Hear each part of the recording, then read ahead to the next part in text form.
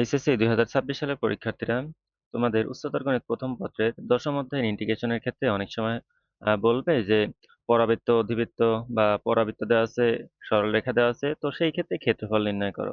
তো এই ক্ষেত্রে আমরা কয়েকটি শর্টকাট দিয়ে দিচ্ছি, খুব সহজে এখান থেকে তোমরা নির্ণয় করতে পারবা। দেখো, এখানে আমরা প্রথমেটা দিয়েছি পরাবৃত্ত এবং সরলরেখা যদি থাকে তাহলে সেক্ষেত্রে আবদ্ধদের ক্ষেত্রফলটা হবে কত?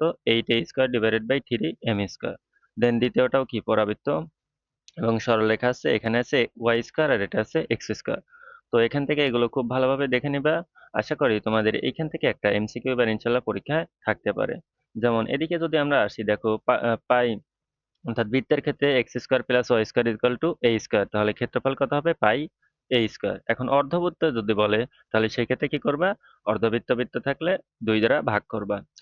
দেন এটা সবচেয়ে বেশি আসবে তোমাদের উপবৃত্তের ক্ষেত্রে ক্ষেত্রফল পাই এ বি বর্গ একক, অর্থাৎ এখানে তোমাদের অবশ্যই আদর্শ ফরম্যাটে নিতে হবে। দেন তারপরে ক্ষেত্রফলটা হবে কত? পাই এ বি। ওকে, দেন আসি আমরা। বলা হয়েছে 1 নম্বরে x square 4x² plus 4y² equal to 9 দ্বারা বৃত্ত। তাহলে এখানে বলেই দিয়েছে বৃত্ত দ্বারা ক্ষেত্রফল কত বর্গ একক। তাহলে এখানে কি করবা? দেখো এখানে 4 আর 9 যেহেতু আছে তাহলে এখানে দুইটা কমন নিয়ে 9 অর্থাৎ 9 বাই, তাহলে পরে আমাদের আদর্শ ফরম্যাট আসবে x² plus y² is equal two 3/2 square. এটা আমাদের আদর্শ ফরম্যাটে আসবে। তাহলে আমাদের এর মান কত? 3/2। তাহলে ক্ষেত্রফলের সূত্র কি হবে? দেখো এখানে আমরা দিয়ে দিছি x² plus y² is equal two 9/4, তাহলে 3/2 স্কোয়ার। তাহলে আমাদের এর মান আসবে কত? 3/2। দেন ক্ষেত্রফলের সূত্র কি আমাদের? শর্টকাট পাই এ স্কোয়ার।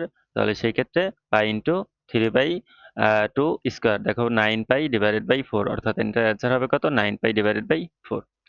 দেন তারপরে আছে 4x² plus 20y² equal to 100 উপবৃত্ত। দেখো এখানে বলে দিয়েছে উপবৃত্ত, তাহলে কি করতে হবে? আমাদের প্রথমে আদর্শ ফরম্যাটে নিতে হবে। তাহলে আদর্শ format x² divided by 20y² divided by 5 equal to 1। তাহলে সেক্ষেত্রে আদর্শ ফরম্যাটে আসলে এর মান কত হবে? a√2 এবং b এর মান কত হবে? √5। তাহলে আমাদের উপবৃত্তের ক্ষেত্রফল সূত্র কি? Shortcut pi a b. তাহলে pi into a into b, তাহলে ক্ষেত্রফল 10 পাই। তাহলে এটা আমাদের অ্যান্সার 10 পাই। দেন তারপরে আসো, বলা হয়েছে একটি সরলরেখা দেওয়া আছে, দেন এক্স অক্ষ এবং বলা হয়েছে x ইজ ইকুয়াল টু 4, অর্থাৎ তোমাদের যদি আঁকি এটা তাহলে পরে যেহেতু ঢাল নেই আর x ইজ ইকুয়াল টু কত আছে? 4। তার মানে আমাদের x ইজ ইকুয়াল টু 4। তাহলে y, দেখো y is equal two 5x, অর্থাৎ এটা কত হবে? 20। তাহলে হাফ ইন্টু ভূমি গণন উচ্চতা, দেখো এই যে আমরা দিয়ে দিছি হাফ ইন্টু ভূমি গণন উচ্চতা, তাহলে হাফ 4 ইন্টু 20, তাহলে অ্যান্সার হবে কত? 40। তাহলে দেখো অ্যান্সার হবে গ number. Then 4 number question, y is equal to x², x অক্ষ এবং x ইজ ইকুয়াল টু 0 এবং x ইজ ইকুয়াল টু 3, তাহলে সেক্ষেত্রে আবদ্ধ ক্ষেত্রের ক্ষেত্রফল কত হবে? তো এটা খুব সহজে দেখো এখানে আছে y is equal to x², তাহলে ইন্টিগ্রেশন লিমিট কত হবে? 0 থেকে, দেখো এখানে কত আছে? 3, তাহলে 0 থেকে 3, তাহলে x² করলে x³ ডিভাইডেড বাই 3, লিমিট কত? 3 0, দেন 3 কে কিউব করলে 27, আর যেহেতু পরে আছে লিমিট 0, তাহলে 0ই হবে। ওকে, 3 কে কিউব করলে 27 ডিভাইডেড বাই 3, তাহলে অ্যান্সার হবে কত? 9 বর্গ এক, অর্থাৎ অ্যান্সার হবে ঘ নম্বর। তোমরা এগুলো একটু ভালোভাবে দেখে রাখবা।